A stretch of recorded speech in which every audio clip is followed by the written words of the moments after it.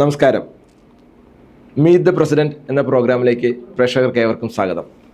ഇന്ന് നമ്മുടെ കൂടെ പാനാൽ ഗ്രാമപഞ്ചായത്ത് പ്രസിഡന്റ് സന്ദീപ് കോതനാത്താണ് നമ്മുടെ കൂടെ ഉള്ളത്.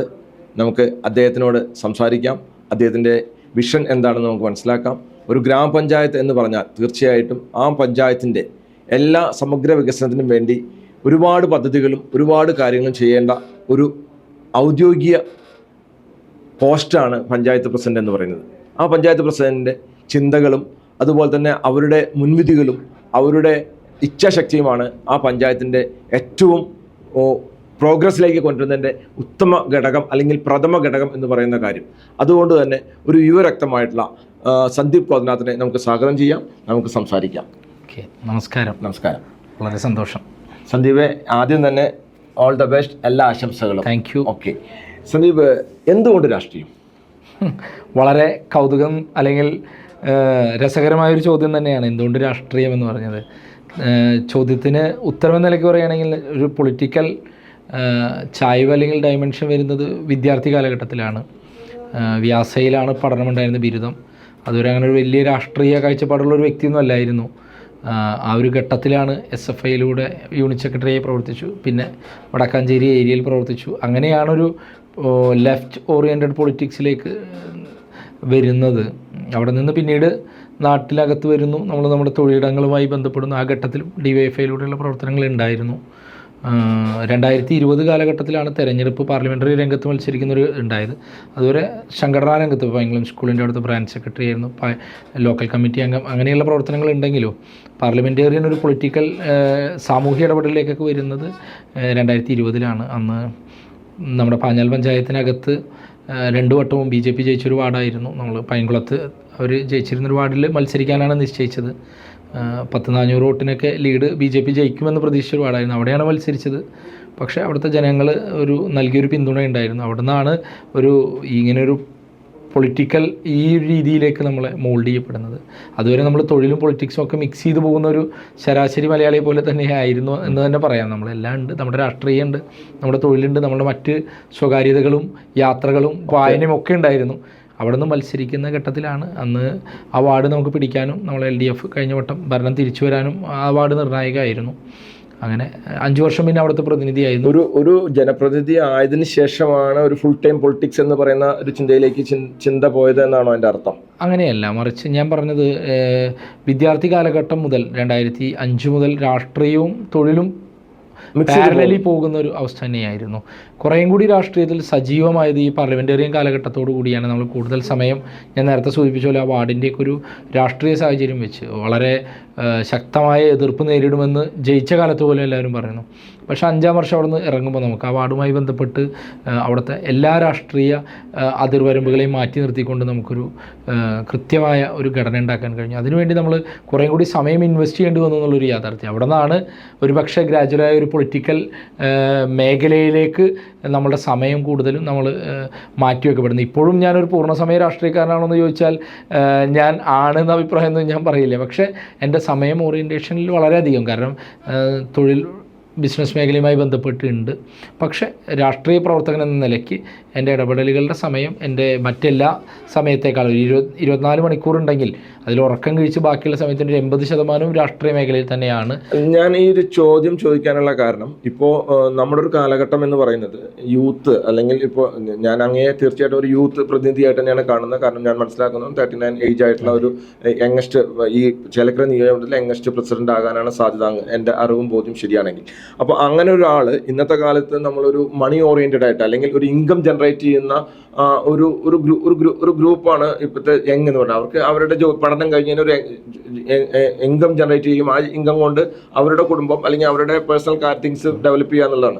അവിടെ നിന്ന് വ്യത്യസ്തമായിട്ട് ചിന്തിച്ച് വേറൊരു പൊളിറ്റിക്സിലേക്ക് ഇറങ്ങുകയും ആ പൊളിറ്റിക്സ് എന്ന് പറയുന്നത് ഒരു പ്രത്യേകിച്ചും ഇടതുപക്ഷ രാഷ്ട്രീയം എന്ന് പറയുന്ന ഒരു മേഖലയിലേക്കും കൂടി വരുന്നു. ആ സമയത്ത് ഇപ്പം ജോലി ചെയ്തിരുന്നു അല്ലെങ്കിൽ ചെയ്യുന്നു എന്നും പറയുന്നു. അപ്പോൾ അതുകൊണ്ട് ഇപ്പോൾ വിദ്യാർത്ഥികളായിട്ടുള്ള ആൾക്കാരെ എല്ലാം തന്നെ ഇങ്ങനത്തെ ഒരു പൊളിറ്റിക്സിൽ നിന്ന് മാറിക്കൊണ്ടിരിക്കുന്ന കാലഘട്ടം. ഒരു പക്ഷേങ്കിൽ കോളേജിൽ പഠിക്കുന്ന കാലത്ത് ഒരു രാഷ്ട്രീയം ഉണ്ടാകുമായിരിക്കാം. അത് കഴിഞ്ഞാൽ ഒരു പക്ഷേങ്കിൽ ആ രാഷ്ട്രീയത്തിൽ നിന്ന് എല്ലാവരും വിട്ടുപോകുന്ന ഒരു കാഴ്ചയാണ് കാണുന്നത്. ഏത് പൊളിറ്റിക്കൽ പാർട്ടിയിലാണെങ്കിലും യൂത്തിൻ്റെ എണ്ണം പൊതുവേ കുറവാണ്. അങ്ങനത്തെ ഒരു അരാഷ്ട്രീയമായിട്ടുള്ള കാലഘട്ടത്തിൽ അങ്ങേ പോലത്തെ ഒരാൾ ഇതിലേക്ക് ഫുൾ ടൈം ഇൻവോൾവ് ആയിട്ട് വരുന്നതിൻ്റെ ഒരു കാര്യം കൊണ്ടാണ് ഞങ്ങൾ ചോദിക്കാനായിട്ടുള്ള കാരണം. തീർച്ചയായിട്ടും അത് ആ ചോദ്യത്തിൽ ഞാനതാ പറഞ്ഞത്, പുതിയൊരു കാലഘട്ടത്തിൻ്റെ ഏറ്റവും വലിയ പ്രശ്നവും അതാണ്. അതായത് ആളുകൾ രാഷ്ട്രീയത്തിനെ കാണുന്നതിലൊരു കുഴപ്പം അങ്ങ് സൂചിപ്പിച്ചു. പണ്ട് നമുക്ക് വന്നിരുന്ന ആളുകളുടെ ഒരു ക്വാളിറ്റി അല്ലെങ്കിൽ ആ ഒരു ലെയർ ഓഫ് ആളുകൾ ഉണ്ടായിരുന്നതിൽ നിന്ന് നമുക്ക് എണ്ണം ഇന്ന് അവരൊക്കെ അവരൊരു ഓറിയൻറ്റേഷൻ കഴിഞ്ഞ് ഏറ്റവും അവസാനം വരുന്ന ഒരു ഗ്രൂപ്പ് ഓഫ് ആളുകൾ മാത്രം പൊളിറ്റിക്സ് എന്നൊരു സങ്കല്പം ഇത്തരം ആളുകൾ ചെറുപ്പക്കാരുണ്ടായി. എന്നാൽ മറിച്ച് അങ്ങനെയല്ല. രാഷ്ട്രീയം നമ്മൾ ഇടപെടേണ്ട നമ്മുടെ ജീവിതവുമായി ബന്ധപ്പെട്ട് നിൽക്കുന്നതിൽ നിന്ന് മാറ്റി നിർത്തേണ്ട ഒന്നല്ല. കാരണം ഇത് നമ്മൾ ഇടപെട്ടില്ലെങ്കിൽ നമ്മളിൽ ഇടപെടുമെന്നുള്ള യാഥാർത്ഥ്യമുണ്ട്. അതാണ് പണ്ട് പറയും തമാശയ്ക്ക്, ഏറ്റവും മികച്ച ആളുകൾ ഡോക്ടറാവും, ബാക്കിയുള്ളവർ എഞ്ചിനീയറാവും, ബാക്കിയുള്ളവർ ഈ ബ്യൂറോക്രസിയിലേക്ക് പോകും. അങ്ങനെ വന്ന് ഈ ബ്യൂറോക്രസി ഇവരെല്ലാം എല്ലാം ഭരിക്കുന്നത് ഏറ്റവും ഇത് സത്യത്തിൽ ഇന്നത്തെ കാലത്ത് അതിനൊരു മാറ്റം വന്നു. അങ്ങ് ചോദിച്ചൊരു ചോദ്യത്തിന് ഞാൻ അതിനെ പൂർണ്ണസമയ രാഷ്ട്രീയക്കാരൻ എന്ന ചോദ്യത്തിൽ ഞാൻ മറുപടി അങ്ങനെ തന്നെ പറയാൻ കാരണം എന്താണെന്ന് വെച്ചാൽ, രാഷ്ട്രീയം എനിക്ക് തൊഴിലല്ല, എൻ്റെ തൊഴിൽ എനിക്ക് രാഷ്ട്രീയമുള്ള ഇടമല്ല. ഇത് രണ്ടും വേണമെന്നല്ല. ഞാനതാ പറഞ്ഞത്, ഒരു രാഷ്ട്രീയക്കാരൻ എന്ന നിലയ്ക്ക് അതിൽ നിന്നൊരു വരുമാന സ്രോതസ്സോ അല്ലെങ്കിൽ ജീവിതവും ഉണ്ടോ എന്ന് നമ്മൾ അല്ല, ഒരിക്കലും ഞാൻ സന്ദീപ് ഒരിക്കലും ഞാൻ രാഷ്ട്രീയം ഒരു ഇൻകം ആണെന്ന രീതിയിലല്ല ഞാൻ പറയുന്നത്.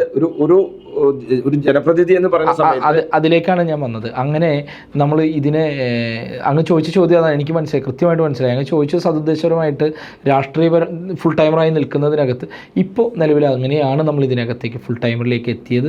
പ്ലസ് ഞാൻ ഈ പറഞ്ഞതുപോലെ മറ്റു ഒരു ഫുൾ ടൈമർ എന്ന് ഞാൻ പറയുന്ന ഘട്ടത്തിലും ഒരു ചെറിയ തൊഴിലിടം കൂടി ഉണ്ട് എന്ന സൂചന മാത്രമേ. കാരണം ഞാൻ നേരത്തെ പറഞ്ഞതുപോലെ രാഷ്ട്രീയത്തിനകത്ത് നല്ല ചെറുപ്പക്കാർ കടന്നു വരേണ്ട അനിവാര്യത നമ്മുടെ നാട്ടിൽ വളരെയധികം ഉണ്ട്. കാരണം ഇന്ന് നമ്മൾ ഡീൽ ചെയ്യുന്ന ആളുകൾ അല്ലെങ്കിൽ നമ്മൾ ഇടപെടുന്ന സമൂഹം എന്ന് പറഞ്ഞാൽ ഒരു 60 വയസ്സ് കഴിഞ്ഞ ഒരാൾക്ക് മനസ്സിലാവുന്ന സമൂഹമല്ല.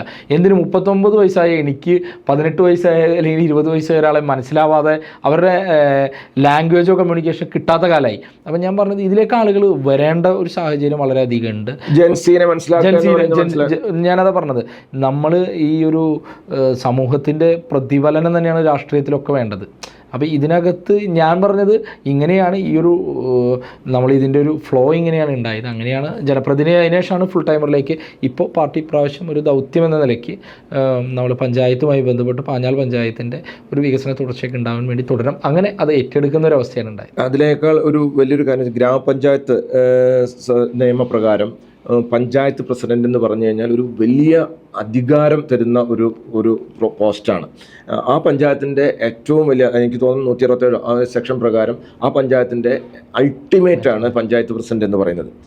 എന്താണ് ഗ്രാമസ്വരാജ് എന്ന് പറയുന്നതിൻ്റെ ഒരു കൺസെപ്റ്റ് എന്താണ് ഉള്ളിലുള്ളത്? തീർച്ചയായിട്ടും നമ്മളിപ്പോൾ പ്രത്യേകിച്ച് ത്രിതല പഞ്ചായത്ത് സംവിധാനവും അല്ലെങ്കിൽ പഞ്ചായത്ത് രാജ് ആക്റ്റും ഒക്കെ നിലവിൽ വരുന്നതിന് ശേഷം നമ്മൾ 95 വരെ പഞ്ചായത്തുകളെ കണ്ടതുപോലെയല്ല പിന്നീട് പഞ്ചായത്തിൽ. ഇന്നലെ ഞങ്ങൾ മുതിർന്നൊരു പഞ്ചായത്ത് അംഗവുമായിട്ട് ഞങ്ങൾ ഇന്നലെ ഒരു ഇൻട്രാക്ഷൻ ഉണ്ടായി. അദ്ദേഹം മുമ്പ് 80കളിലൊക്കെ പഞ്ചായത്ത് ഇന്നലെ സത്യപ്രതിജ്ഞയ്ക്ക് വന്നിരുന്നു. അപ്പോൾ അദ്ദേഹമൊക്കെ അന്ന് പറഞ്ഞിരുന്നൊരു കാലത്ത് പഞ്ചായത്തിൻ്റെ അധികാരമല്ല നിലവിലെ പഞ്ചായത്തുകളുടെ അധികാരവും അല്ലെങ്കിൽ ഉത്തരവാദിത്വവും. ഇന്നിപ്പോൾ നമുക്ക് പഞ്ചായത്ത് എന്ന് പറഞ്ഞാൽ ശരിക്ക് നമ്മളൊരു ഗവേണിംഗ് ബോഡി, എങ്ങനെ ഒരു ലോക്കൽ ഗവേണിംഗ് ബോഡിയായി ഒരു സർക്കാർ എങ്ങനെയാണോ പ്രവർത്തിക്കുന്നത് അതിൻ്റെ തനത് പ്രതിഫലനം തന്നെയാണ് എന്ന് അങ്ങ് പറഞ്ഞതിൽ കൃത്യമാണ്. കാരണം പഞ്ചായത്ത് ശരിക്കും ഇടപെടാൻ തീരുമാനിച്ചാൽ ആ പഞ്ചായത്ത് പരിധിയിൽ ഏത് വിഷയവും നമുക്ക് ഇടപെടാൻ ഒരു തർക്കവുമില്ല. പഞ്ചായത്ത് രാജ് കൃത്യമായി പറയുന്നുണ്ട്, ഇനി നമുക്കൊരു എക്സിക്യൂട്ട് ചെയ്യണം ഒരു അധികാരമെന്ന് വെച്ചാൽ അത് നമുക്ക് വളരെ വ്യക്തമായി താഴെത്തട്ടിലേക്ക് എത്തുന്ന രീതിയിൽ. അതിന് വലിയ എക്സാമ്പിൾ നമ്മുടെ നാട്ടിലുണ്ട്. പ്ലാച്ചിമോട്ട, കൊക്കകോളയൊക്കെ നമുക്ക് വളരെ വലിയ ഒരു ഉദാഹരണങ്ങളാണ്. തീർച്ചയായിട്ടും ഇതിൽ പഞ്ചായത്ത് എന്ന് പറയുന്നതിൻ്റെ ഒരു ഗവേണിങ്ങിൻ്റെ സൗന്ദര്യവും അല്ലെങ്കിൽ അതിൻ്റെ ബുദ്ധിമുട്ടും എന്ന് പറഞ്ഞാൽ ശരിക്ക് ആകാശത്തിന് കീഴിലുള്ള ഏത് വിഷയവും പഞ്ചായത്തിന് മറ്റ് ഇപ്പോൾ ഒരു വകുപ്പിന് എന്നല്ല, നമുക്ക് ഏത് വിഷയത്തിലും പരിഹാരവും അല്ലെങ്കിൽ ഏത് വിഷയത്തിൽ നിങ്ങൾ ഒരു ചൂണ്ടുവിരലിൻ്റെ അടിയിലാവും എന്നുള്ളതാണ് ഈ പഞ്ചായത്തിൽ പ്രത്യേകത. ഞങ്ങൾ തമാശയ്ക്ക് പറയും, ഒരു ഹെലികോപ്റ്റർ പൊട്ടി താഴേക്ക് വീണു, അത് നടന്നു പോകുന്ന ഒരാളുടെ തലയിൽ വീണാൽ അതിൻ്റെ പരാതി ആദ്യം ഒരു പഞ്ചായത്ത് സെക്രട്ടറിക്കാണ്. കാരണം അത് ആ പഞ്ചായത്ത് പരിധിയിലാണെങ്കിൽ അത് നമ്മുടെയാണ്. അത് അങ്ങനെ വിവിധങ്ങളാർന്ന വിഷയങ്ങളെ കൈകാര്യം ചെയ്യേണ്ട ഒരു മേഖലയിലേക്കാണ് എത്തിയത്. അത് പലരുടെയും ജീവിതത്തിൽ വളരെ താഴെത്തട്ടിൽ ഏറ്റവും സ്പർശിക്കുന്നൊരു മേഖലയാണ്. അതായത് ഇതിന്റെ ഒരു കാര്യം വെച്ചാൽ ഈ പഞ്ചായത്ത് രാജ് വരുമ്പോൾ അത് ഒരു ഗാന്ധിജിയുടെ ഒരു മഹാസ്വപ്നമാണ്. ആ സ്വപ്നം എന്ന് പറഞ്ഞാൽ ഗ്രാമസ്വരാജ് സ്വപ്നമാണ്. ആ സ്വപ്നത്തിലേക്ക് വരുമ്പോൾ ഈ നേരത്തെ സന്ദീപ് പറഞ്ഞത് തന്നെയാണ് കാര്യം.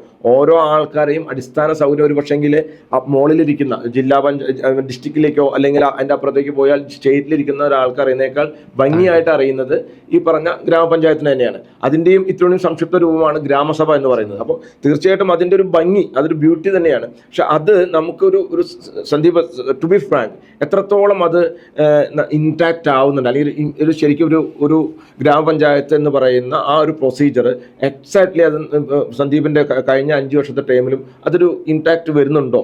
തീർച്ചയായിട്ടും ഞാനത് അങ്ങ് പറഞ്ഞത് തന്നെയാണ് ഞാൻ പറഞ്ഞത്. നമ്മൾ ഒരിക്കലും ഇത് പ്രത്യേക ഒരു അധികാരമായിട്ടൊന്നും കാണേണ്ടതില്ല. ഇത് 20,000 ജനസംഖ്യേൻ്റെ പാഞ്ഞാളിലുണ്ടെങ്കിൽ 20,000 ആൾക്കും ഒരു കാര്യം വന്ന് പറയാൻ കഴിയാത്തത് കൊണ്ട് അവർക്ക് വേണ്ടി ആ കാര്യം നിവർത്തിക്കാൻ 18 വാർഡിൽ നിന്നൊരു പ്രതിനിധികളെ തിരഞ്ഞെടുത്തു. അതിൽ നിന്ന് അവർ 18 പേരുടെയും ഒരു കാര്യം പറയാൻ ഒരാൾ വന്നു എന്ന സിസ്റ്റത്തിനപ്പുറം ഇത് ഈ ഉത്തരവാദിത്വം നമ്മളിൽ ഉണ്ടാവുക എന്നുണ്ടായാൽ നമുക്ക് ഈ പറഞ്ഞതൊക്കെ നമുക്ക് നടപ്പിലാക്കാൻ സാധിക്കുമെന്നല്ല. അതാണ് ഞാൻ നേരത്തെ പറഞ്ഞത്. പഞ്ചായത്ത് രാജ് അല്ലെങ്കിൽ അങ്ങ് പറഞ്ഞ ഗാന്ധിജിയുടെ ആണെങ്കിലും അതിനുശേഷം വന്ന നെഹ്റു ഉൾപ്പെടെയുള്ള ആളുകളുടെയൊക്കെ ആണെങ്കിലും നമ്മൾ ഇതിൻ്റെ ഒരു റൂട്ട് താഴെ, ഇതിൻ്റെ ഫലം താഴേക്ക് എത്തിക്കുക എന്നുള്ളത് ഈ ത്രിതല സംവിധാനം വന്നതിന് ശേഷം നമുക്ക് വളരെ എഫക്റ്റീവായി നടപ്പിലാക്കാൻ കഴിഞ്ഞു എന്നുള്ളൊരു യാഥാർത്ഥ്യമാണ്. 95-ന് മുമ്പേ ഉള്ള ഒരു പഞ്ചായത്ത് സംവിധാനം അല്ല ഇപ്പോൾ ഉള്ളത്. നമ്മൾ അതിൽ പല പദ്ധതികളും ഓരോ കാലത്തും നമുക്ക് പല ഘട്ടത്തിൽ, ഇപ്പോൾ തൊഴിലുറപ്പ് വന്നപ്പോൾ അതിന് പഞ്ചായത്തിന് ചിലപ്പോൾ ഹെൽപ്ഫുള്ളായിട്ടുണ്ടാവും, അല്ലെങ്കിൽ അതിന് ശേഷം വന്ന പദ്ധതികളാവും. ഇത് മാറിക്കൊണ്ടിരിക്കുന്നുണ്ട്. നമ്മൾ കേരളത്തിൽ പ്രത്യേകിച്ചും പഞ്ചായത്തുകളിൽ മറ്റ് സംസ്ഥാനങ്ങളെ അപേക്ഷിച്ച് നമ്മൾ നടപ്പിലാക്കുന്ന കാര്യങ്ങളാണെങ്കിലും നമ്മളുടെ സോഫ്റ്റ്വെയർ അപ്ഡേഷനുകളാണെങ്കിലും നമ്മൾ ലേശം മുൻപിൽ തന്നെയാണെന്ന് യാഥാർത്ഥ്യമുണ്ട്.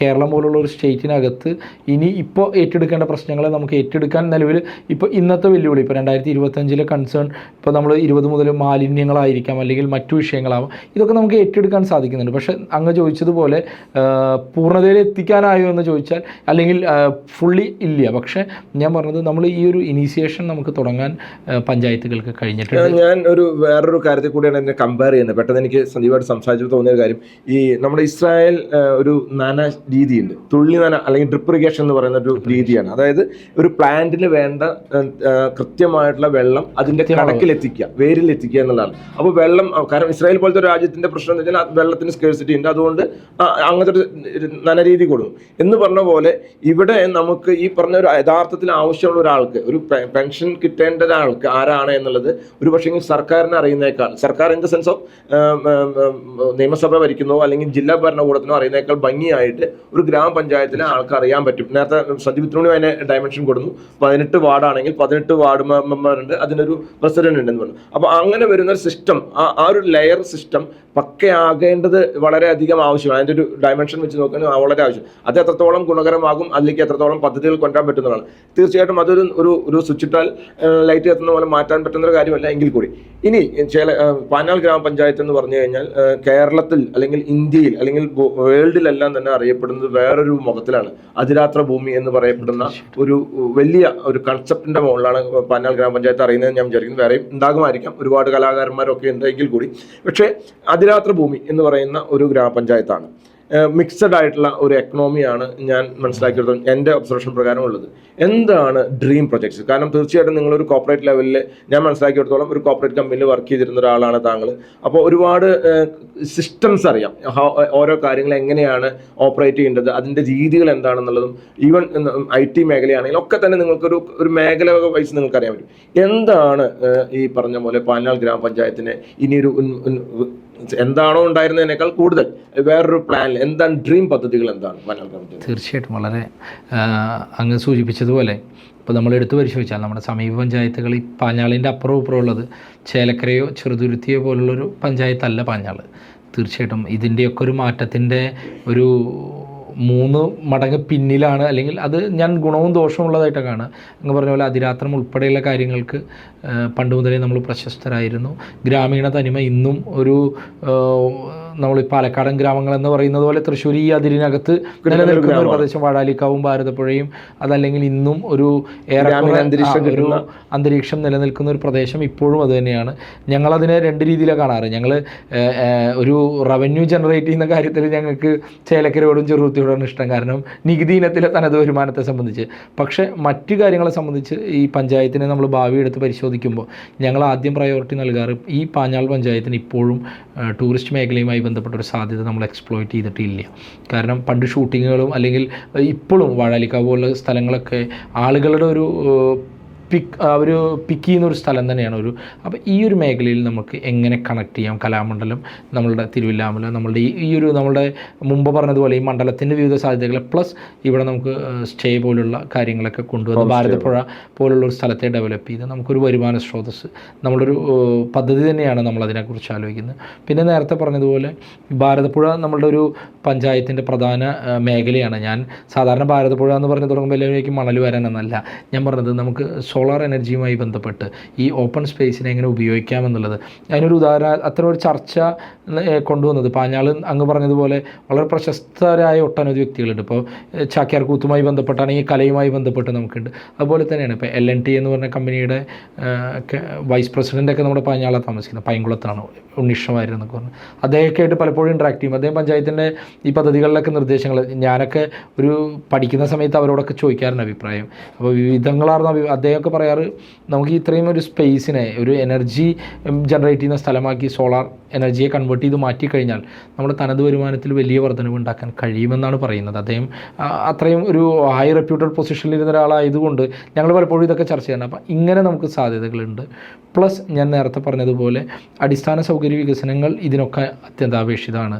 നമുക്ക് വനിതാ സംരംഭങ്ങളെ പ്രത്യേകിച്ച് ഒരു ഗ്രാമീണ പ്രദേശം ഇപ്പോൾ ആശ്രയിക്കുന്നത് തൊഴിലുറപ്പ് പോലുള്ള പദ്ധതികളാണ്. പക്ഷേ ഒരു ഭരണ പദവിയിലിരിക്കുമ്പോൾ ഞങ്ങളൊക്കെ നേരിടാൻ പോകുന്നൊരു വെല്ലുവിളി അടുത്ത 5 വർഷത്തിനകത്ത് ആ പദ്ധതിക്ക് ഉണ്ടാകുന്നൊരു ക്ഷതം നമ്മൾ പ്രതീക്ഷിക്കുന്നുണ്ട്. അത് സാധാരണക്കാരായ കുറേ പേരുടെ ജീവിതത്തിൽ കുടുംബത്തിൽ ബാധിക്കും. ഇതിനൊരു ഓൾട്ടർനേറ്റീവ് നമുക്ക് നിർമ്മാണ മേഖലയിൽ എങ്ങനെയാണ് ഇവരെ കൊണ്ടുവന്ന് നമുക്ക് പഞ്ചായത്ത് നേതൃത്വത്തിൽ ഇതിനൊരു നിർമ്മാണവും വിപണനവും എന്നുള്ളത് ഞങ്ങൾ തുടക്കത്തിലെ ഫസ്റ്റ് നമ്മൾ ആലോചിക്കുന്ന ഒരു കാര്യമാണ്. കാരണം ഒരു 100 അല്ലെങ്കിൽ 200 കുടുംബങ്ങളുടെ വരുമാനം അതിലൂടെ നമുക്ക് നിർത്താൻ കഴിഞ്ഞാൽ ഈ മേഖലകളെ നമുക്ക് വീണ്ടും നമുക്ക് കൊണ്ടുവരാൻ കഴിയും. പിന്നെ അടിസ്ഥാന സൗകര്യ വികസനങ്ങളുമായി ബന്ധപ്പെട്ട് ഈ പറഞ്ഞതുപോലെ കണക്ടിവിറ്റിക്ക് ഞാൻ ഈ ടൂറിസം എന്ന് ഫസ്റ്റ് പറഞ്ഞ വരച്ചാൽ അതിന് രണ്ടാമത് വേണ്ടത് കണക്ടിവിറ്റിയാണ്. ഇത് നമുക്ക് കൊണ്ടുവരേണ്ടി വരും. അപ്പോൾ അതിനുള്ള സൗകര്യങ്ങൾ കനാൽ പോലുള്ള പ്രദേശങ്ങളെയൊക്കെ ഭംഗിയാക്കിക്കൊണ്ട് നമുക്ക് എങ്ങനെ ആളുകളെ ആകർഷിക്കത്തക്ക രീതിയിലേക്ക് മാറാൻ കഴിയും. പിന്നെ ഞാൻ നേരത്തെ പറഞ്ഞതുപോലെ ആരോഗ്യ മേഖലയിലും ഞങ്ങൾ വലിയ പദ്ധതികളെക്കുറിച്ച് ആലോചിക്കുന്നുണ്ട്. കാരണം പെയിൻ ആൻഡ് പാലിയേറ്റീവ് രംഗം ഇപ്പോൾ കോവിഡാനന്തരം ഞങ്ങൾ കണ്ടൊരു കാര്യം, ഞാൻ ആ മേഖലയ്ക്കകത്തൊക്കെ കഴിഞ്ഞോട്ട് ആരോഗ്യമായിരുന്നു നമ്മളെ ഒരു കമ്മിറ്റി ഉണ്ടായിരുന്നു. അതുകൊണ്ട് ഞങ്ങളെപ്പോഴും പറയും പോസ്റ്റ് കോവിഡ് നമ്മൾ ആ മേഖലയെ വീണ്ടും പഞ്ചായത്ത് നോക്കിക്കാണണം. കാരണം പണ്ടൊരു ഓക്സിജൻ സിലിണ്ടർ ഉപയോഗിച്ചിരുന്ന ഒരാൾ പഞ്ചായത്തിൽ ഒരാളാണെങ്കിൽ ഇന്നൊരു വാർഡിൽ 15-20 ആളുകളായി. അങ്ങനെ അസുഖങ്ങൾ മാറി വരികയാണ്. അപ്പോൾ നമ്മൾ ഇവരെ അഡ്രസ്സ് ചെയ്യാൻ നമുക്ക് പഞ്ചായത്തിന് കഴിയണം. ഇപ്പോൾ നമ്മളൊരു ഓക്സിജൻ സിലിണ്ടർ തപ്പി പോയി അത്താണിയും തൃശ്ശൂരൊക്കെ എത്തി തുടങ്ങി. അത് വാങ്ങേണ്ട അവസ്ഥയിൽ സാധാരണക്കാരന് കഴിയില്ല. അപ്പോൾ ഇത്തരം മേഖലകളിൽ അതുപോലെ പാലിയേറ്റീവിൽ നമ്മൾ ഡോക്ടർ ഉൾപ്പെടെയുള്ള സേവനങ്ങൾ വീട്ടിൽ ഒരു 250ഓളം പാലിയേറ്റീവ് രോഗികളൊക്കെ പഞ്ചായത്തിലുണ്ട്. അപ്പോൾ ഇവർക്ക് പലപ്പോഴും സ്വകാര്യ ആളുകളെ ആശ്രയിച്ച് അവർക്ക് വേണ്ട അടിസ്ഥാന സൗകര്യങ്ങൾ, മരുന്ന്, ഡയപ്പർ ഉൾപ്പെടെയുള്ള കാര്യങ്ങൾ അങ്ങനെയൊക്കെ നമുക്ക് ഒരു 70-75 വയസ്സ് കഴിഞ്ഞ ആളുകൾ മരുന്നുകളുണ്ടെങ്കിൽ പഞ്ചായത്തിന് ഫണ്ട് വെച്ച് അതെല്ലാ മരുന്നും കൊടുക്കാൻ കഴിയും ചിലതൊക്കെ. അപ്പോൾ നമുക്ക് അവരെ അങ്ങനെ ഏറ്റെടുക്കാൻ കഴിയുന്ന പദ്ധതികൾ ആ മേഖലയിൽ കൊണ്ടുവരണം. പ്ലസ് ഞാൻ ഈ പറഞ്ഞതുപോലെ വരുമാനം ജനറേറ്റ് ചെയ്യണം, ടൂറിസം പോലുള്ള കാര്യങ്ങൾ, അതിന് ശുചിത്വം വഴി തുടങ്ങിയ കാര്യങ്ങളൊക്കെ ചെയ്യണം. ഇങ്ങനെയൊക്കെയാണ് ഞങ്ങളുടെ സങ്കല്പങ്ങൾ. തീർച്ചയായിട്ടും ഒരു പാനാൾ പോലത്തെ ഒരു പഞ്ചായത്തിനെ സംബന്ധിച്ചിടത്തോളം ടൂറിസം ഒരു വലിയ മേഖല തന്നെയാണ്. ടൂറിസം അതുപോലെ തന്നെ സോളാർ റിന്യൂവബിൾ എനർജിയുടെ കാര്യം പറഞ്ഞു. ഇത് രണ്ടും ഒരു കേൾക്കുമ്പോൾ നല്ലൊരു നമുക്കത് ഇംപ്ലിമെൻറ്റ് ചെയ്ത് വരികയാണെങ്കിൽ നല്ലൊരു ആശയം തന്നെ. കാരണം പാനാൾ ഗ്രാമപഞ്ചായത്ത് ഇന്ന് മലയാള തനിമ എന്ന് പറയുന്ന ഒരു സിനിമ ഷൂട്ട് ചെയ്തിട്ടുണ്ടെങ്കിൽ അതിൽ ഏതെങ്കിലും ഒരു പോർഷൻ ഭാരതപ്പുഴയോ അല്ലെങ്കിൽ പാനാൾ ഗ്രാമപഞ്ചായത്തിന്റെ ഏതെങ്കിലും ഒരു പ്രദേശമോ ടച്ച് ചെയ്യാതെ, വാഴാലിക്കാവോ ടച്ച് ചെയ്യാതെ അങ്ങനത്തെ ഒരു എസ്പെഷ്യലി സത്യനന്ദിക്കാട് പോലത്തെ ഡയറക്ടേഴ്സിന്റെ പടം എന്ന് പറയുമ്പോൾ അപ്പോൾ അതിന്റെ ഒരു മേഖല തീർച്ചയായിട്ടും പാനാളിനെ എക്സ്പ്ലോർ ചെയ്യാവുന്ന കാര്യമാണ്. അതുപോലെ തന്നെ റിന്യൂവബിൾ എനർജിയുടെ കാര്യവും വലിയൊരു ഇനിയുള്ള കാലഘട്ടത്തിൽ അതൊരു വലിയ കാര്യമാണ്. ഞാൻ മനസ്സിലാക്കുന്നിടത്തോളം ഒരു പഞ്ചായത്തിനെ സംബന്ധിച്ചോളം അവരുടെ ഒരു എക്സ്പെൻഡിച്ചർ എന്ന് പറയുന്നത് സ്ട്രീറ്റ് ലൈറ്റിന്റെ ഇലക്ട്രിസിറ്റി ബില്ല് അടയ്ക്കുക എന്ന് പറയുന്നത് വലിയൊരു എക്സ്പെൻഡിച്ചറാണ്. ആ സമയത്ത് അത് നമുക്കൊരു എനർജി നമ്മളിൽ ഓൺ ബിൽഡ് ചെയ്യുകയാണെങ്കിൽ ആ പൈസ നമുക്ക് തനത് ഫണ്ടായിട്ട് പല കാര്യങ്ങൾക്ക് ഉപയോഗിക്കാൻ പറ്റുന്നത്. അപ്പോൾ അത് വലിയൊരു മേഖല ടാപ്പ് ചെയ്യേണ്ട മേഖല തന്നെയാണ്. അത് തീർച്ചയായിട്ടും അങ്ങനത്തെ വമ്പൻ പ്രൊജക്റ്റുകൾ വരട്ടെ. നിങ്ങളുടെ ഒരു കോർപ്പറേറ്റ് മേഖലയിൽ വർക്ക് ചെയ്തതിൻ്റെ ഒരു എക്സ്പീരിയൻസ് വെച്ചിട്ട് CSR ഫണ്ടുകൾ എൻ്റെ യൂട്ടിലൈസേഷൻ ഏതെങ്കിലും തരത്തിൽ പഞ്ചായത്തിൻ്റെ മേഖലയിലേക്ക് കൊണ്ടുവരാനായിട്ടുള്ള സാധ്യതകളോ അതിൻ്റെ ഏതെങ്കിലും തരത്തിലുള്ള മേഖലകളോ ഉണ്ടോ? നിലവിൽ നമുക്ക് ഉണ്ട് എന്നുള്ളത് ഉണ്ട്. പക്ഷെ നമ്മൾ പാഞ്ഞാൽ പഞ്ചായത്തിലൊരു CSR ചെലവിടാൻ കഴിയുന്ന സ്ഥാപനം എന്ന് പറഞ്ഞാൽ ഈ ക്രഷറുകൾ തന്നെയാണ്. അപ്പോൾ നമ്മൾ ഈ പുതിയ കാലത്ത് നമ്മൾ ഇവരെ ഡിപ്പെൻഡ് ചെയ്ത് നമുക്ക് അവർക്ക് ആ CSR ഫണ്ടിനകത്ത് ഉണ്ടാകുന്ന ഒരു താല്പര്യം ചിലപ്പോൾ പഞ്ചായത്ത് വെച്ച പദ്ധതിയോടെ ആവണമെന്ന് നിർബന്ധമില്ല. അവർ എപ്പോഴും അവർക്കും ഒരു കോർപ്പറേറ്റ് സിസ്റ്റം ഉള്ളതുകൊണ്ട് അവരുടെ ഒരു സ്ഥാപനത്തിന് ഗുണകരമായ മേഖലകൾക്കകത്ത് ചിലവഴിക്കുക എന്നുള്ളതാണ്. അതിനകത്തും ഇപ്പോൾ ഉള്ളൊരു ലിമിറ്റേഷൻ എന്ന് വെച്ച് കഴിഞ്ഞാൽ ഈ ക്രഷർ മേഖലയിൽ അവർക്ക് CSRനേക്കാൾ എനിക്ക് തോന്നുന്നു CR ഫണ്ട് അങ്ങനെ ആണ് അവർക്ക് വരുന്നത്. അപ്പോൾ അവർക്ക് അതിൻ്റെ റെസിപ്റ്റും എക്സ്പെൻഡിച്ചറുമായി ബന്ധപ്പെട്ടൊക്കെ ഇപ്പോൾ ലേശം കുഴപ്പം വീണ്ടും വരുന്നുണ്ട് നമ്മളൊക്കെ ആയിട്ട്. എന്നിരുന്നാലും നമുക്ക് ഈ പറഞ്ഞതുപോലെ പിന്നെ ബാങ്കിങ് മേഖലയിലുള്ള കുറച്ച് സ്റ്റേറ്റ് ബാങ്ക് പോലുള്ള ബാങ്കുകളൊക്കെയാണ് നമുക്ക് അവിടെ ഉള്ളത്. ഒരു പൊതു CSRന് നമുക്ക് ആശ്രയിക്കാൻ കഴിയുന്നത് ഈ ഒരു ക്രഷർ അല്ലെങ്കിൽ കൺസ്ട്രക്ഷൻ ഫീൽഡിലുള്ള സ്ഥാപനങ്ങൾ മാത്രമേ ഉള്ളൂ. അപ്പോൾ അത് പലപ്പോഴും നമുക്ക് പഞ്ചായത്ത് പ്രൊജക്റ്റ് വെക്കാത്തത് ഇന്ന് നമ്മൾ നേരിടുന്നൊരു വലിയ കുഴപ്പം പലപ്പോഴും അതാണ്. ഇത് രണ്ടും നമുക്ക് നിലനിർത്തി കൊണ്ടുപോകുക എന്നുള്ള ഒരു വലിയ വെല്ലുവിളി നമുക്കുണ്ട്. ഇപ്പോൾ ക്രഷർ ഒരു സൈഡിൽ വേണ്ടാന്ന് നമുക്ക് പറയാൻ കഴിയില്ല, പക്ഷെ അവർ ജനങ്ങൾക്ക് ഉണ്ടാക്കുന്ന ബുദ്ധിമുട്ട് ഒഴിവാക്കണം എന്ന് പറയും. ഇത് ബാലൻസിങ് എന്ന് പറയുന്നതിനകത്ത് പലപ്പോഴും നമ്മൾ ഈ CSR ഫണ്ടുകളോടൊക്കെ പോവാത്തത് അല്ലെങ്കിൽ അത്ര ഒരു അപ്രോച്ച് ചെയ്യാത്ത പലപ്പോഴും നിൽക്കുന്നത് ഇതിൻ്റെ ഒരു ന്യൂട്രൽ പൊസിഷനിൽ നിന്ന് ഇതിനെ മെയിൻറ്റെയിൻ ചെയ്യേണ്ടി വരുന്ന ആളുകൾ നിലവിലും പഞ്ചായത്തുകളായി മാറുന്നുണ്ട്. കാരണം ആളുകൾ സംബന്ധിച്ച് ഇന്ന് ഇത്തരം പാരിസ്ഥിതികവാദവുമായി ബന്ധപ്പെട്ടൊക്കെ വലിയ ആശങ്ക നമ്മൾ ഈ പ്രകൃതി ദുരന്തത്തിന് ശേഷം വലിയ ഉണ്ട്. എന്നാൽ ഞാൻ മുമ്പേ നിങ്ങളുടെ കോഫി അതിന് മുമ്പത്തെ ഒരു പരിപാടിക്ക് ചോദിച്ചപ്പോൾ എന്നോട് ചോദ്യം ചോദിച്ചു. അപ്പോൾ ഞാൻ പറഞ്ഞു കൺസ്ട്രക്ഷൻ മേഖലയ്ക്ക് ഇത് എടുക്കാൻ നമുക്ക് ഇവിടെ നിന്നേ കഴിയുള്ളൂ. തൃശ്ശൂർ റൗണ്ടിൽ നിന്ന് നമുക്ക് ക്രഷർ ഉണ്ടാക്കാൻ കഴിയില്ല. അപ്പോൾ ഇത് കൺസ്ട്രക്ഷൻ മേഖല നിൽക്കാനും കഴിയില്ല. കാരണം ബേസിക്കലി ഈ മേഖലയിൽ നിന്ന് പണിക്ക് പോകുന്ന ആളുകൾ തന്നെയാണ് ഈ പായംകുളത്തെ 90% ജനങ്ങളും. നിർമ്മാണ മേഖല സ്തംഭിച്ചാൽ പണിയില്ലാതാവുന്ന ആളുകളാണ്. പക്ഷേ അവരുടെ വീട് നശിക്കുന്ന ഒരവസ്ഥ, അല്ലെങ്കിൽ അവർക്ക് യാത്ര ചെയ്യാൻ ബുദ്ധിമുട്ട്, അല്ലെങ്കിൽ അവർ നേരിടുന്ന രോഗങ്ങൾ, ഇതും അഡ്രസ്സ് ചെയ്യണം. ഇതിൻ്റെ ഒരു ബാലൻസിങ് മേഖലകൾ ഈ ഒരു മേഖലയുള്ളൂ എന്നുള്ളതാണ് ഞാനിത് പറഞ്ഞത്. കാരണം ഈ ഒരു രണ്ടിനെയും കൊണ്ടുപോകണം. കാരണം ചൂഷണം എന്ന് പറയുന്നത് ശരിയല്ല. ഈ മേഖല വേണമെന്ന് വെച്ചിട്ട് ഭാരതപ്പുഴയിൽ മണലുണ്ട്, അത് ഒരൊറ്റ മേഖലയിൽ നിന്ന് മുഴുവൻ മാറണമെന്ന് പറയുന്നത് യാഥാർത്ഥ്യമല്ല. ഇതിനെ നമ്മളൊരു കൃത്യമായ പഠനം നടത്തി ഇതിൻ്റെ ഒരു ബാലൻസ് ചെയ്ത് നമുക്കിതിനെ ഒരു ഇക്വിലിബ്രിയം കീപ്പ് ചെയ്യുക എന്നുള്ളതിലേക്ക് നമ്മൾ പോകുന്ന ഘട്ടത്തിൽ ഞാൻ നേരത്തെ പറഞ്ഞ CSRൽ നിന്നാണ് തുടങ്ങിയത്. CSRനെ നമ്മൾ പലപ്പോഴും അവർ റോഡിലേക്കാണ് അവർ പ്രിഫർ ചെയ്യുക. എന്താ കാരണം? റോഡ് അവർ പ്രിഫർ ചെയ്യുന്നത് അവരുടെ ടോറസ് പോകാനോ അവരുടെ വണ്ടി പോകാനോ അവർക്ക് സൗകര്യം റോഡാണ്. പക്ഷേ നമ്മളതിനെ ആലോചിക്കുക എന്താ വെച്ചാൽ ആ ഫണ്ട് ഉപയോഗിച്ച് റോഡ് പണിത് കഴിഞ്ഞാൽ നമുക്ക് ആ റോഡിന് വയ്ക്കുന്ന മറ്റു ഫണ്ടുകളെ നമുക്ക് കൊണ്ടുവന്ന് ഒരു വഴി പോലും ഇല്ലാത്ത സ്ഥലത്തേക്ക് പറ്റുമെന്ന് നമ്മളും ആലോചിക്കും. ഇങ്ങനെ ഇതിനെ ബാലൻസ് ചെയ്ത് കൊണ്ടുവന്നതിനപ്പുറം നമ്മൾ വലിയ പ്രൊജക്റ്റുകളിലേക്ക്, ഞാൻ നേരത്തെ പറഞ്ഞതുപോലെ തൊഴിൽശാലകൾക്കോ അല്ലെങ്കിൽ മറ്റ് ആരോഗ്യ മേഖലയിലേക്കോ ഒന്നും നമുക്ക് പൂൾ ചെയ്യാൻ പറ്റിയിട്ടില്ല എന്നുള്ളൊരു യാഥാർത്ഥ്യമാണ്. നമുക്ക് അതിൻ്റെ ഒരു സാധ്യതകളെ പരിശോധിക്കുക എന്നുള്ളത് കൂടിയാണ് നമുക്കത് പറയാൻ. വീണ്ടും രാഷ്ട്രീയത്തിലേക്ക് കടന്നു വന്നു കഴിഞ്ഞാൽ ഇപ്പോൾ ഏറ്റവും നിങ്ങൾ പ്രസിഡൻ്റായിട്ട് തിരഞ്ഞെടുക്കുന്നതിൻ്റെ തലേദിവസം ഇന്നലെയാണ് പ്രസിഡൻ്റായിട്ട് അങ്ങ് തിരഞ്ഞെടുക്കപ്പെട്ടത്. അതിനു മുമ്പ് ചെറിയ രാഷ്ട്രീയ പടലപ്പിണക്കങ്ങൾ അവിടെ ഉണ്ടാവുകയും അതിനോട് ബന്ധപ്പെട്ട ചില കാര്യങ്ങളുണ്ട്. അപ്പോൾ ഒരു യങ് ഏജ് എന്ന നിലയ്ക്ക് ഇപ്പോൾ പല കാര്യങ്ങളിലും നമുക്ക് അങ്ങനെയാണ്. ഇപ്പോൾ നമ്മൾ കുടുംബത്തിൽ പ്രശ്നം ഉണ്ടായിക്കഴിഞ്ഞാൽ നമ്മൾ എപ്പോഴും ഇടപെടുന്നത് കാരണവന്മാരായിട്ടുള്ള ആൾക്കാർ ഇടപെടുകയും അത് അങ്ങനെ അത് സെറ്റിൽ ചെയ്യുകയും ചെയ്യുന്ന ഒരു രീതിയാണുള്ളത്. ഇപ്പോൾ പ്രസിഡൻ്റായിട്ട് അങ്ങ് വരുന്നു, ചെറിയ രീതിയിൽ അവിടെ ഒരു എന്തോ പടലപ്പടക്കങ്ങളുള്ളതായിട്ട് നമുക്ക് മനസ്സിലാവും, ന്യൂസുകളിൽ നിന്ന് മനസ്സിലാവുന്നു. എങ്ങനെ ഇത് ഹാൻഡിൽ ചെയ്യാൻ പറ്റും? അതായത് ഞാൻ പറഞ്ഞ അവിടുത്തെ പ്രശ്നങ്ങൾ തീർന്നു അതിനെക്കുറിച്ചിട്ടല്ല ചോദിക്കുന്നത്. അതൊരു ഒരു ചെറുപ്പക്കാരൻ എന്ന നിലയ്ക്ക് നിങ്ങൾ ആ ഗ്രൂപ്പിൽ ചിലപ്പോൾ പക്ഷേ CPM എന്ന് പറയുന്ന പാർട്ടിയിലെ ചെറുപ്പക്കാരനായിട്ട് ഒരാളാണ് അങ്ങ്. അപ്പോൾ അതെങ്ങനെ നിങ്ങളത് ഹാൻഡിൽ ചെയ്യാനായിട്ട് നിങ്ങൾക്ക് പറ്റും എന്നുള്ളതാണ്. തീർച്ചയായിട്ടും അതെന്ന് വെച്ചാൽ ഈ അഭിപ്രായമുണ്ടെങ്കിൽ അഭിപ്രായ വ്യത്യാസം ഉണ്ടാകും എന്നുള്ളതൊരു യാഥാർത്ഥ്യമാണ്. ഇത് അത്തരത്തിൽ വാർത്തകളിൽ വന്ന പോലെ ഉള്ളൊരു പടലപ്പിണക്കം യഥാർത്ഥത്തിൽ അവിടെ ഉണ്ടാവേണ്ട ഒരു സാഹചര്യം ഉണ്ടായിരുന്നില്ല. കാരണം നമ്മൾ അത്തരത്തിലൊരു തീരുമാനമൊന്നും എടുത്തിട്ടുണ്ടായിരുന്നില്ല. പക്ഷെ അതെന്തോ തെറ്റിദ്ധാരണാജനകമായി അത്തരത്തിലുണ്ടായി. പക്ഷേ എന്നിരുന്നാലും ഞാൻ ഈ പറഞ്ഞതുപോലെ പഞ്ചായത്ത് ഭരണസമിതി ആകുമ്പോൾ ഞാൻ അതിനെ കാണുന്നത് അവരെ മാത്രമല്ല 18 അംഗങ്ങളെയും ഒരുപോലെ. കാരണം ഞാൻ 88 മെമ്പറായ ഗിരിജേട്ടൻ അവിടെ മെമ്പറാണ്, അന്ന് എനിക്ക് 2 വയസ്സാണ്. അപ്പം ഞാൻ പറഞ്ഞത് നമ്മൾ കാണുന്നത് ഇവരെ മാത്രമല്ല. ഇപ്പോൾ ആ പടലപ്പിണക്കങ്ങൾ അല്ലെങ്കിൽ അതെല്ലാം പരിഹരിക്കപ്പെട്ടു, ഇനി നാളെ ഉണ്ടാവില്ല എന്നൊന്നുമില്ല. കാരണം ഇത് തുടർച്ചയാണ്. ചില അഭിപ്രായങ്ങളിൽ ഓരോ ആളുകളുടെ അഭിപ്രായങ്ങളും കാഴ്ചപ്പാടുകളും വ്യത്യസ്തമാവുന്നുള്ളത് കൊണ്ട്. പക്ഷേ നമ്മളെ സംബന്ധിച്ച് അങ്ങ് ചോദിച്ചൊരു ചോദ്യമുണ്ട്. പഞ്ചായത്തിൽ അധ്യക്ഷ പദവിയിൽ ഇരിക്കുമ്പോൾ പ്രതിപക്ഷമൊന്നും ഇല്ലാത്തതാണ്. നമുക്ക് ആ യൂണിറ്റ് 18 ആളും ഒരേ ടീമാണ്. അപ്പോൾ ഇതിനെ ഒരു മുന്നിലേക്ക് കൊണ്ടുപോകുക എന്ന് പറഞ്ഞാൽ ഒരു വളരെ ശ്രമകരമായ രസകരമായ ജോലി തന്നെയാണ്. കാരണം പക്ഷേ അതിനകത്തുള്ളൊരു ആത്മവിശ്വാസം ഞാൻ നേരത്തെ പറഞ്ഞതുപോലെ, ഞാൻ കഴിഞ്ഞ 5 വർഷക്കാലം നിന്നൊരു പ്രദേശത്ത് എല്ലാ ആളുകളുമായിട്ട്, അതിനുശേഷം ആ കാലത്തും എല്ലാ മെമ്പർമാരുമായിട്ട് ഉണ്ടായിരുന്നൊരു ബന്ധം, ഞാനതാണ് നേരത്തെ പറഞ്ഞത്. ഇത് എൻ്റെ രാഷ്ട്രീയ അഭിപ്രായവും നമ്മളുടെ ഇതൊക്കെ അതവിടെ ഉണ്ട്. മറിച്ച് വ്യക്തിപരമായി നമ്മൾ ചെയ്യേണ്ടതും, ഇപ്പം ഞാനതാ പറഞ്ഞത്, ഞങ്ങൾ ഭരിക്കുന്ന 10 വാർഡാണുള്ളത്, LDF ഉള്ളത്. ബാക്കി 8 വാർഡ് അവിടെ ബാക്കിയുണ്ട്. ഒരു പഞ്ചായത്ത് പ്രസിഡന്റ് എന്ന നിലയ്ക്ക് എനിക്ക് 8 വാർഡ് നശിച്ചു പോകണമെന്ന് ആഗ്രഹിക്കാൻ പാടില്ലല്ലോ. എന്നെ സംബന്ധിച്ച് എൻ്റെ പഞ്ചായത്ത് യൂണിറ്റിനകത്ത് 18 ഭാഗവും ഒരുപോലെ മുന്നിലേക്ക് വന്നാലാണ് പാഞ്ഞാൾ പഞ്ചായത്ത് മുമ്പിലേക്ക് വരുള്ളൂ. തീർച്ചയായും. മറിച്ച് ഇത് മാത്രം മുന്നിലേക്ക് വന്ന് അപ്പോൾ നമുക്ക് അവിടെ ആ രാഷ്ട്രീയ കാഴ്ചപ്പാട് നമുക്ക് ഉയർത്തിപ്പിടിക്കേണ്ടി വരും. അത് പൊതുവിൽ അത് ചിലപ്പോൾ ചില ആളുകളിൽ അലോസരമൊക്കെ ഉണ്ടാവാതിരിക്കാം. പക്ഷേ ഞാൻ പറഞ്ഞത് നമുക്ക് നാടിൻ്റെ ഒരു പൊതു മുന്നോട്ട് പോക്ക്, നമ്മളതാണ് നേരത്തെ പറഞ്ഞത് 941 പഞ്ചായത്തുകളിൽ അടുത്ത 5 വർഷം പാഞ്ഞാൾ പഞ്ചായത്ത് എവിടെ മാർക്ക് ചെയ്യപ്പെടും എന്നുള്ള ഒരു ടാസ്ക് നമ്മളിവിടെ തുടങ്ങുകയാണ്. 2030 അതിൻ്റെ ഇവാലുവേഷൻ നമുക്ക് ചെയ്യാൻ കഴിയുക. അപ്പം ഞാനതാ പറഞ്ഞത്, ഞാൻ ആഗ്രഹിക്കുന്നു അങ്ങനെ നമുക്ക് പഞ്ചായത്തിൻ്റെ ആകെ ഒരു 100 വികസന പ്രൊജക്റ്റ് നമ്മൾ ഉണ്ടാക്കാൻ തീരുമാനിക്കുകയാണ് തുടക്കത്തിലെന്ന് വിചാരിക്കുക.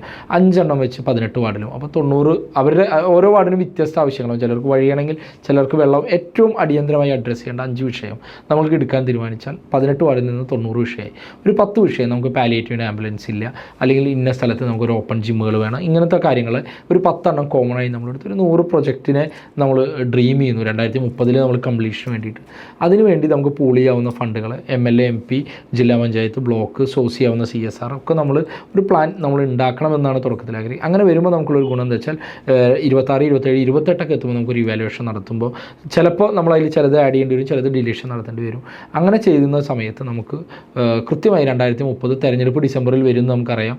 ഒരു നവംബർ, സെപ്റ്റംബർ, ഒക്ടോബർ ആകുമ്പോൾ ഇതൊക്കെ നമുക്ക് കംപ്ലീഷൻ വരുത്തി നമുക്ക് നമ്മളുടെ വികസന പ്രൊജക്റ്റ് കാണിക്കാൻ കഴിയും.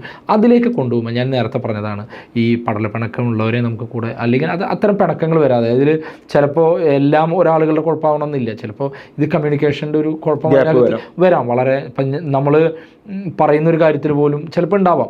അതിൽ നമ്മൾ അതിനൊക്കെ കറക്റ്റ് ചെയ്ത് കൊണ്ടുവന്ന് നമുക്ക് ഈ ഒരു മിഷൻ നമുക്ക് കൊണ്ടുവന്നു കഴിഞ്ഞാൽ, ഞാൻ വിചാരിക്കുന്നത് ഇതിനോട് ഈ നിൽക്കുന്ന ആർക്കും വിയോജിപ്പുണ്ട് എന്ന് ഞാൻ കരുതുന്നില്ല. അത് കോൺഗ്രസ് ആവാം, BJP ഇവരൊക്കെ വരുന്നത് അവനവൻ്റെ നാടിനെ രക്ഷപ്പെടുത്താൻ. 25 വർഷം മുമ്പത്തെ രാഷ്ട്രീയ കാഴ്ചപ്പാട് പോലെ അവരൊന്നും അത് ഇനി നമുക്ക് സ്റ്റാൻഡ് ചെയ്യില്ല. കാരണം ഇത് ഇപ്പം ഞാനതാ പറഞ്ഞത്, 2 വാർഡുണ്ട്. ഇപ്പോൾ ഒരു വാർഡ് ഞങ്ങൾ ജയിച്ചു, അവിടുത്തെ റോഡ് ടാർ ചെയ്ത് അപ്പുറത്ത് ടാർ ചെയ്യാതെ പോയാൽ പഞ്ചായത്ത് മോശമാണെന്നേ പറയുള്ളൂ. ഇത് ചിലപ്പോൾ വാർഡിലെ ആളുകളോട് ഇതൊന്നും ഈ കാലം കഴിഞ്ഞു. കാരണം തെരഞ്ഞെടുപ്പിൻ്റെ ഒരു പൊളിറ്റിക്സ് അങ്ങനെ തുടക്കത്തിൽ പറഞ്ഞതുപോലെ ഒരു 80-ലെ ജനറേഷൻ ചിന്തിക്കുന്നത് പോലെയല്ല 2025-ലെ ജനറേഷൻ, 2030 ഇങ്ങനെയുമല്ല ചിന്തിക്കുക. അപ്പോൾ ഇത് നമ്മൾ കാണേണ്ടത് ഇത്രയേ ഉള്ളൂ. നമ്മൾ ചെയ്ത കാര്യങ്ങളെ നമുക്ക് ആളുകൾക്ക് വയ്ക്കുക, അതിന് റിസൾട്ട് വരും കാണാം. പക്ഷേ ഇതിനൊരു യൂണിറ്റായി കൊണ്ടുവരാൻ അങ്ങനെ ഒരു ശ്രമം തുടക്കത്തിലെടുത്താൽ ഞാൻ പ്രതീക്ഷിക്കുന്നത് 99% ആളുകളും ജനപ്രതിനിധികളും ഇതൊരു യൂണിറ്റായി നിൽക്കും. അങ്ങനെ വന്നാൽ അവർക്കാർക്കും ഇതിനകത്ത് നമുക്ക് രാഷ്ട്രീയ അഭിപ്രായ വ്യത്യാസങ്ങളൊക്കെ എല്ലാം അവിടെ നിൽക്കും, അതവിടെ ഉണ്ട്. പക്ഷേ ഇതിനെ ബാലൻസ് ചെയ്ത് കൊണ്ടുപോകാൻ കഴിയുമെന്നാണ്. തീർച്ചയായിട്ടും സാധിക്കുമെന്ന് തന്നെയാണ് തോന്നുന്നത്. താങ്കൾ ആത്മവിശ്വാസമായി സഹായിക്കട്ടെ.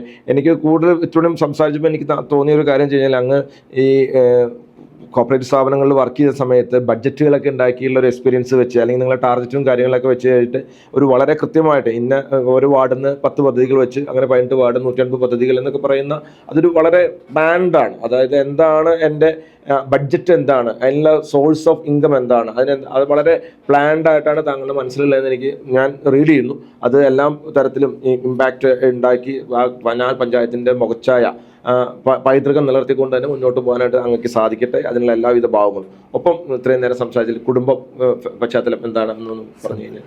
ഞാൻ അമ്മ ആണ് ഇപ്പോൾ കൂടെ ഉള്ളത്, പിന്നെ ഭാര്യ, മകൻ. അമ്മ സരളാദേവി, ഭാര്യ കവിത പോസ്റ്റ് ഗ്രാജുവേറ്റാണ്, മകൻ സാരംഗ്. പിന്നെ എനിക്ക് ചേട്ടനാണുള്ളത്. ചേട്ടൻ നേവിയിലായിരുന്നു ആൾ, അതിനുശേഷം ഇപ്പോൾ ബാങ്കിലാണ്, ഇന്ത്യൻ ബാങ്കിൽ തൃശ്ശൂർ സെറ്റിൽഡാണ്.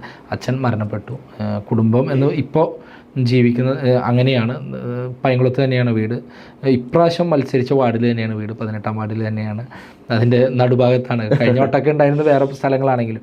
പിന്നെ നിലവിൽ ചെറിയൊരു തൊഴിൽ ഞാൻ നേരത്തെ പറഞ്ഞതുപോലെ മുമ്പേ ഉണ്ടായിരുന്നതിൽ നിന്ന് വിട്ടുവന്ന് തൊഴിൽ എന്നുള്ള നിലയ്ക്ക് ഉണ്ട്, അത് ഓപ്പറേറ്റ് ചെയ്യുന്നുണ്ട്. കാരണം നമ്മുടെ വരുമാന സ്രോതസ്സ് നിലനിർത്തണം. നമ്മൾ ഇതിനകത്ത് രാഷ്ട്രീയത്തിൽ എപ്പോഴും ഉള്ളത് എന്താണെന്ന് വെച്ച് കഴിഞ്ഞാൽ, നമ്മൾ ഒരാളിൽ നിന്നൊരു ചായ കുടിക്കാതെ എത്ര കാലം പോയോ അത്രയും നമുക്ക് ആത്മാഭിമാനത്തോട് അഭിപ്രായം പറയാം. നമ്മൾ ഒരാളുടെ മുമ്പിൽ ഒരിക്കൽ തലകുനിച്ചാൽ ജീവിതകാലം നമ്മൾ ആ തലകുനിക്കേണ്ട ആവശ്യം വരും. അപ്പോൾ നമ്മളുടെ നിലപാടുകളിലും ആ കുഴപ്പം വരരുത് എന്ന്, അത് രാഷ്ട്രീയത്തിൽ പഠിക്കണ കാലത്തും അന്നും ജോലിക്ക് പോയിരുന്നു. അപ്പോൾ ആ കാലത്തും നമ്മൾ തൊഴിലെടുക്കണം, കാറ്ററിംഗ് ആണെങ്കിലും അത് എല്ലാ കാലത്തും നമ്മളുടെ ഒരു സ്വാശ്രയത്വം നമ്മൾ അതിനകത്ത് കൊണ്ടുപോകണം. അപ്പോൾ അതും ഉണ്ട്. അതിൻ്റെ ഇനിയുള്ള ഒരു ഓപ്പറേഷനെ സംബന്ധിച്ചൊരു ആശങ്കയൊക്കെ ഉണ്ട്. പക്ഷേ അതൊക്കെ നമുക്ക് ടൈം മാനേജ് ചെയ്യാൻ കിട്ടുന്നൊരു സാഹചര്യം. ഞാനതിനെ അങ്ങനെ കണ്ടത്. കാരണം ചിലപ്പോൾ ഒരു 8 മണിക്ക് മുതൽ 10 മണി വരെ വർക്ക് ചെയ്യേണ്ടി വരും. അതിന് ശേഷം ചിലപ്പോൾ 6 to 8 വർക്ക് ചെയ്യേണ്ടി വരും. ഇതിനും ബാലൻസ് ചെയ്യുക എന്നുള്ള നമ്മൾ ആ റിസ്ക്കും കൂടി എടുത്താൽ കുടുംബജീവിതവും കൊണ്ടുപോകാൻ കഴിയുമെന്നുള്ളത്.